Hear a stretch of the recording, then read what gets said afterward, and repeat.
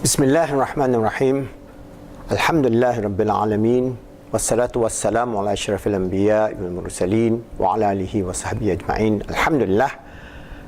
We are still on this idea of how to create a productive ummah at 4 levels of our existence. That means I have explained to you how we have the 4 stages of our life in this world, and this is the framework of the model in which we are talking about the 6P, G and L, of have the 6P of purpose and meaning in life, presence in our life and presence of Allah, positive psychology.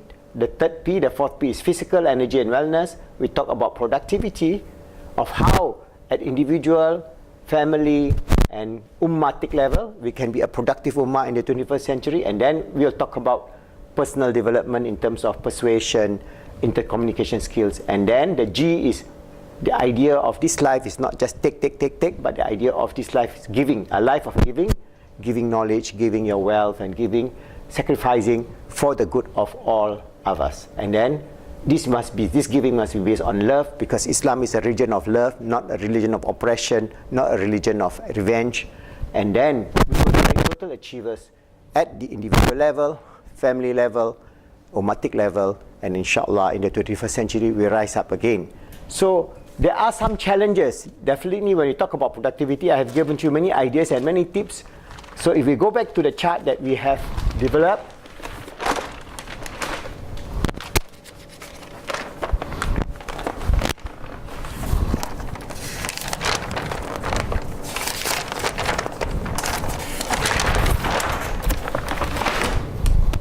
I have explained to you the 4 stages of productive life planning. And I have explained to you that the first stage of this planning is where we want to groom our children to become the Caliph of Allah, where we bring them to the understanding of the 3 basic values of becoming a Caliph of Allah: striving to make themselves good, helping others to be good, and making the world good. That means when they say striving themselves to make them good, that means they are striving themselves to make in terms of their adab, in terms of their character, in terms of their knowledge, in terms of their love of learning, in terms of their capacity to give, to achieve, in terms of success planning for their life. And so all these very basic things, but in a very simple, children-like manner, where they can understand and infuse them in the both conscious and subconscious mind at the 4 levels of their existence, at the spiritual, emotional, mental and physical self. Then we'll groom them to become wonderful human beings. Then inshallah, these are the people who is going to contribute to the ummah from the age of 13 to 25. Alright? So from the age of 13 to 25, this is a very tumultuous period where there is hormonal change and there's a lot of challenges in terms of success and failure in life, success and failure in relationship, success and failure in many things, where you are faced with a lot of the challenges in terms of the modern world, in terms of addiction, pornography, waste of time, obscenity, high level of dependency on gadgets and so on. So many things that we'll take one whole book to explain to this. But this is the most crucial period. And then we go to the 3rd stage of 26 to 55 years, because now I am facing a lot of young people who have no hope. Alright? Young Muslims, graduates who are jobless.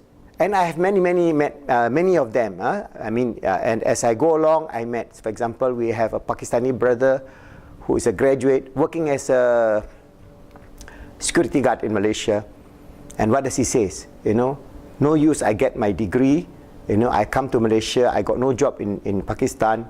And what do you think of Pakistan? He says, I don't think so. Pakistan can ever rise for the next 100 years. I have no hope. So you can see that there is a very great sense of hopelessness among this group, and there's a lot of them. Whether you ask, I've met brothers from Egypt having the same situation, having master's degree, roaming around the world trying to get a job, because there's no job in Egypt for graduates. And this is happening in many Muslim countries, also in the Western countries. But in the Western countries, they have some sort of social system where they have dole and they have things like that, where they can help them up. So what I'm trying to say is that how are we going to sustain at this level? Because these are the most productive years of your life. From 26 to 55, you are supposed to build your career, your business, your family, and so on. So how are you going to build a family, for example, at 26 when you have no job? How are you going to express your sexual needs, for example, very frankly, without being able to bring a family, without being able to feed them? And this is the critical period throughout this time in many, many Muslim countries. So how are we to sustain hope? Because this is a very big challenge at the individual level, those who are at stage 3. And I've explained to you this journey of life. All right, how individuals are journeying their life. All right. So if we take this another scenario of these young people, all right, they are in a situation where they have a degree. That means they can start here. It's already positive. They already has gone through their education system and so on. But at this point, they become jobless. At 26, they become jobless. And then they become anxious, depressed, and then they go down, and they may be involved in illegal activities, drug addiction, hedonistic lifestyle, whatever it is. And they want to rise. They know. They want to go up. But there is no way. There seems to have no way. So it is important for us to open an avenue for these millions and millions and millions of young, potentially educated Muslimin and Muslimat, whom, if we groom them well, can contribute to the development of the Ummah in the 21st century. If we take the whole aggregate of those who are uneducated and so on, so we have about 700 million of them. So how are we going to sustain hope for them? And this is where, for Muslims, if once you lose hope, you have no trust in Allah subhanahu wa ta'ala. That's why in my communication with them is always have trust in Allah, the wisdom of Allah. Yes, you got to go through the trial and tribulation of this life, but try to find some ways and means. In fact, maybe if you have to migrate, you have to go to, for example, like our brother from Pakistan who came to Malaysia and become a security guard. I say, yes, take that job, because it's a job. You can at least sustain your mother and father back in Pakistan, and then you try to save some money, take some courses in Malaysia, all right? But plan ahead of a successful life in Pakistan or in other part of the world. But you must have education. So how are you going to become that if you don't have a positive mindset? You must be persistent, because you are already succeeding. All right, now you have gone down and you have got a job. So there is one way up already, one ladder up towards the route of success. So at that level, you must have trust in Allah subhanahu wa ta'ala. I cannot repeat more than that.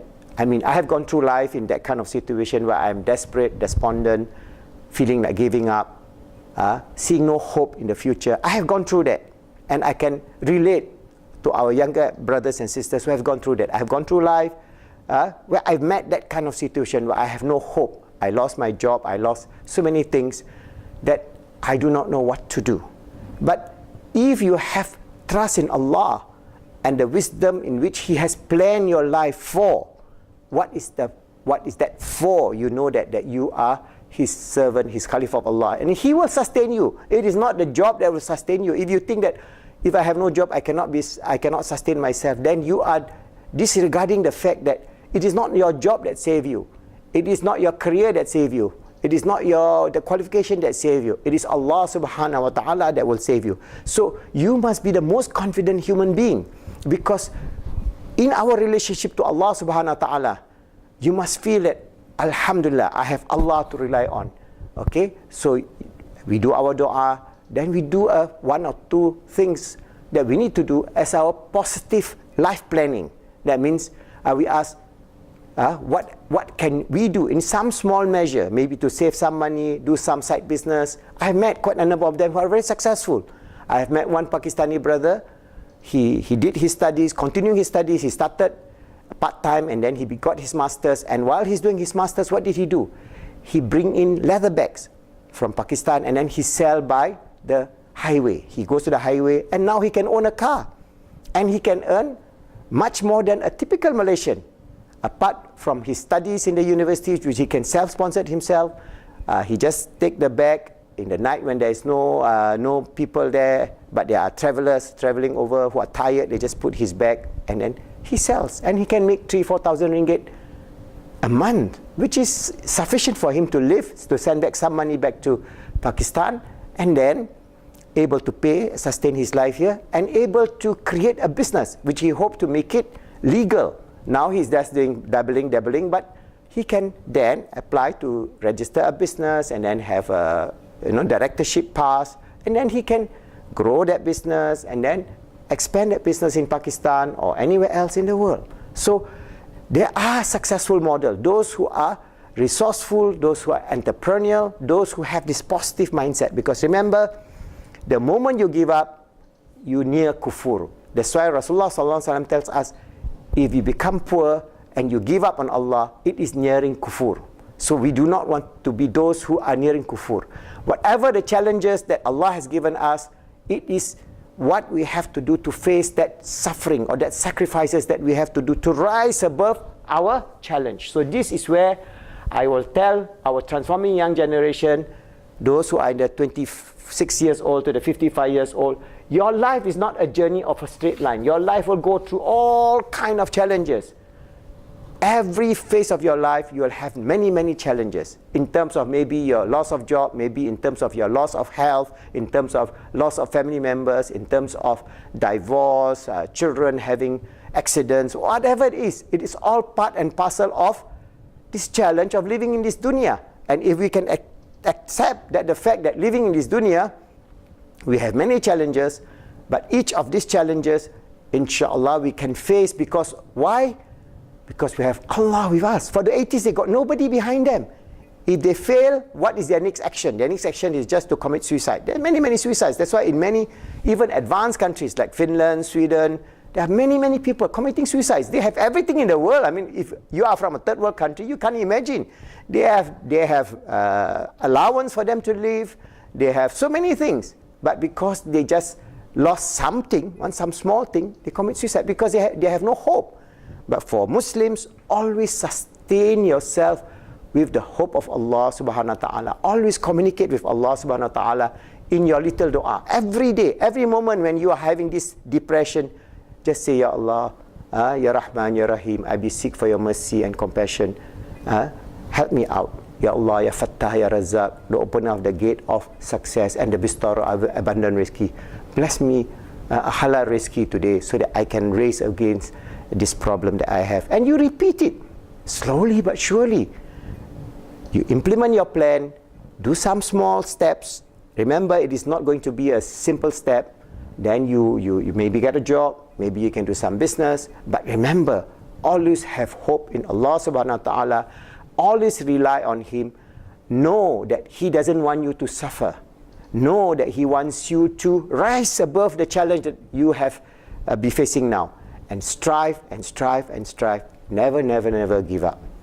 Inshallah, if you do that, you'll overcome those challenges. And then when you see the bright daylight of the future, where you see all your successes flowing in, you have sense of tremendous gratitude. Subhanallah, alhamdulillah, wa la ilaha illallah, wallahu akbar, wa la hawla wa la quwwata illa billahil aliyyul azim. You see that sense of joy.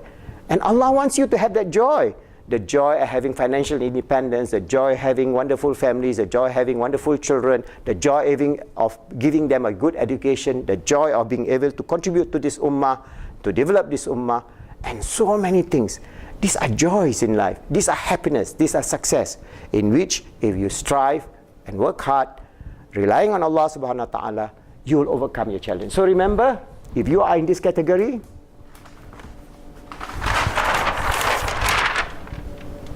try to do something positive. Do a life planning. Have your vision and mission. Because if you have no vision in life, you will perish. So it is important that we as Muslims must be the most self-confident people in the world, because Allah is with us. When Allah is with us, all challenges, remember, all challenges can be overcome with His divine grace, mercy and love, inshallah.